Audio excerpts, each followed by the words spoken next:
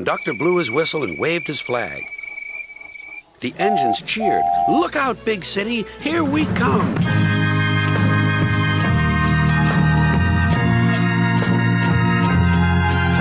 Alright, so at the beginning of the episode we can see Thomas. One evening he brought his last train to the junction. Percy was glad to see him. Are you on your way to the big station, Thomas? Yes, I am. Why? Because I'm going there too. I think something's up. Toby looked up at the sky. Where?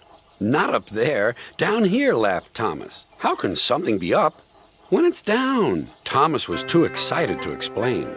Now get ready to hear that the engines have totally different whistle and horn sounds. Mavis, Boko, Bill, Ben, Donald, Oliver, and Douglas paraded past. Good evening, you three. Good evening, you three, whistled Donald. That's not Donald, it's Douglas. He has number 10 on his tender. Also, he's missing his brake pipe. Sorry we can't stop. Sir Topham Hatt wants us all together at the station. What is this about? Asked Thomas. Thomas is pulling a completely different coach instead of Annie. Sir Topham Hatt has a plan, answered his driver. Come on. Toby has disappeared. Silence, called Sir Topham Hatt. Percy's lamp iron is bent. I have an important letter to read from a little girl who is 5 years old. Duck's funnel is a different shape, and his face is missing. Dear Thomas and all the engines, please can I meet you? Henry, James, Edward, and Gordon have wonky eyes. Can you come to the station instead? Thank you very much. It seems, continued Sir Topham Hatt, that there are many girls and boys who would like to meet you. Therefore, we are all going to the big city far away. Hooray! Hooray! The engines whistled. Silence! Other engines will be working here while you're away, so please show them what to do. As Annie and Clarabelle were going to the big city too, some of the steam from Thomas's funnel disappears, indicating a film cut.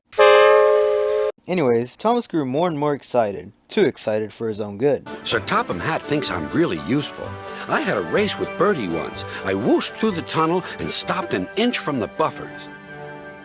Then Thomas made his mistake. The buffers are placed quite a distance ahead of where the track actually ends.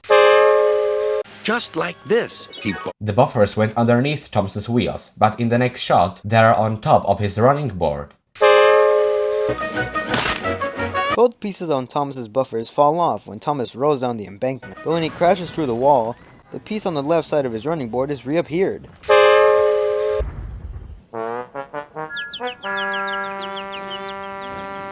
No one was hurt, but Thomas's front was badly bent. He telephoned to Sir Topham Hatt. I'll send up the workmen, he said. But if they can't mend Thomas in time, we'll have to go to the big city without him. Poor Thomas. 8 o'clock next morning, the engines waited at the junction. Toby and Percy reached on the truck, and the duck had to push him into place behind Edward. Gordon, James, and Henry were waiting to lead off. They whistled. Henry's lamp is not on the lamp iron. I'll wait 1 more minute for Thomas, then we have to go.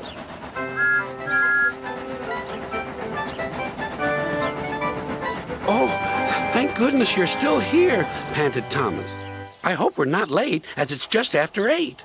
The conductor blew his whistle and waved his flag. The engines cheered. Look out, big city, here we come. James's eyes are wonky. And one of Henry's bogey reels is loose.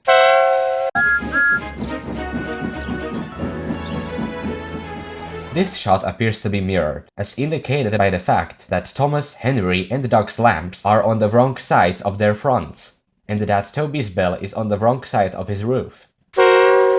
All the engines were lined up in a splendid shed.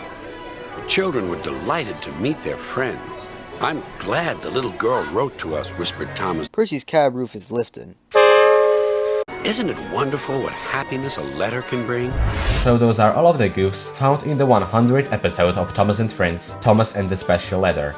Also, I want to thank Stone Tank Engine for being a special guest in this video. I hope you all enjoyed this video, my dear train lovers, and I'll see you next time.